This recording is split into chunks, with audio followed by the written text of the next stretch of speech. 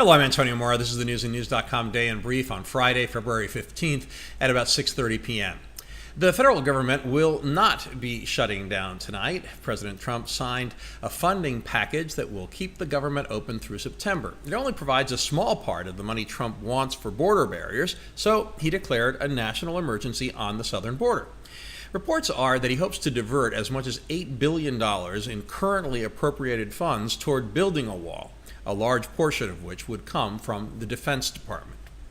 A series of lawsuits are planned against the emergency declaration, and Trump already hurt his cause by not knowing when to be quiet. In talking to reporters, he said, quote, "I didn't need to do this. The whole point of an emergency is that immediate action is necessary." And that wasn't the only questionable comment he made today, as he continues to make claims his own agencies contradict. He again said barriers had made El Paso much safer, even though FBI statistics and the city's Republican mayor deny it. He also claimed a big majority of the big drug loads come over the border, something the DEA refutes. While all presidents have declared emergencies since the National Emergency Act became law in 1976, they've never done so on such a controversial issue that Congress has voted on. Playing into Republican concerns about the precedent set by the emergency declaration, Speaker Pelosi warned the GOP that if Trump can bypass Congress to fund a border wall, there's no reason that a Democratic president in the future couldn't use the same tactic to deal with gun violence. A day after the anniversary of the Parkland massacre, a gunman opened fire at a manufacturing plant in Aurora, Illinois, a city of 200,000 people that's about 40 miles west of Chicago. Multiple injuries are reported. The gunman is believed dead, and 4 police officers who were shot are in stable condition. The whole Aurora school system was locked down. Trump keeps lashing out after former FBI acting director Andrew McCabe revealed some bombshells that he's written about in a new book. Chief among them was that the Department of Justice and FBI had high-level discussions to recruit cabinet members to invoke the 25th Amendment to push Trump out of office because of an alleged inability to discharge the duties of the presidency. Trump has called the book a disgrace and quoted Alan Dershowitz saying use of the 25th Amendment would be unconstitutional. Deputy Attorney General Rod Rosenstein has described some of McCabe's comments as inaccurate and factually incorrect. The Defense Intelligence Agency revealed today that China's military is expected to deploy a laser weapon capable of damaging U.S. satellites in low Earth orbit. And that's just one of the array of anti-satellite weapons China could use. Russia also has anti-satellite missiles. It's impossible to understate the chaos that would be unleashed if GPS satellites stopped functioning. It's not just telecommunications. The whole global financial system depends on it. This is serious.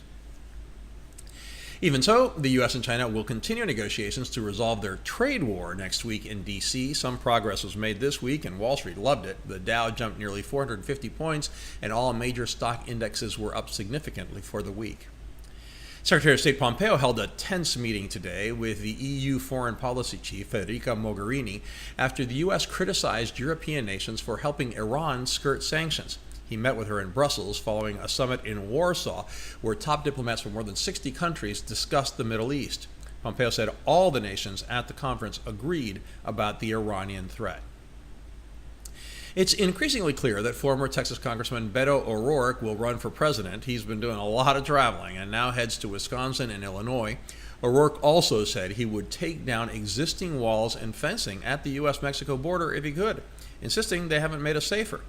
Kirsten Gillibrand said she might support that too. So Trump wants walls everywhere. ORourke and Gillibrand want none. Take your pick. The top U.S. commander in the fight against ISIS is again expressing his disagreement with Trump's decision to pull U.S. troops from Syria, warning that the terrorist group is far from defeated. In an interview with the Associated Press, Venezuelan dictator Nicolás Maduro claims his government held secret talks with the Trump administration. Maduro predicted he would survive the global campaign to force him to allow a transition to democracy. Meanwhile, the Maduro regime unveiled a new anti-U.S. coalition at the UN. Maduro's foreign minister made the announcement, surrounded by diplomats representing a who's who of U.S. foes, including some of the worst human rights abusers in the world. Among them were Iran, Syria, Cuba, North Korea, Russia, and China. Tell me who your friends are, and I'll tell you who you are. The U.S. announced today that military aircraft would deliver 200 tons of aid to the Venezuelan border. The U.S. recognized President of Venezuela, Juan Guaido, says volunteers will defy Maduro and try to bring the aid into the country themselves next week. India is accusing Pakistan of having direct involvement in a suicide bombing that killed more than 40 soldiers in Indian-administered Kashmir. Indian Prime Minister Narendra Modi warned Pakistan to expect a strong response, ratcheting up tensions between the two nuclear-armed neighbors. The bomb attack was the worst in decades of insurgency in the disputed region. Finally, Colin Kaepernick has reached a settlement with the NFL. He had accused NFL owners of colluding to keep him off the field after he began his kneeling protest during the national anthem. We also learned today that the new Alliance of American Football League apparently wanted to make a splash by getting Kaepernick to play, but he reportedly wanted $20 million. The league also reportedly reached out to Tim Tebow, but he also declined. We have all those stories and much more updated around the clock 7 days a week on newsandnews.com, where you will find all you need to know in one place. Please subscribe to our YouTube channel by clicking on the right of your screen just below this video. Please follow us on Facebook at Real News and News, and follow me on Twitter at AMoraTV.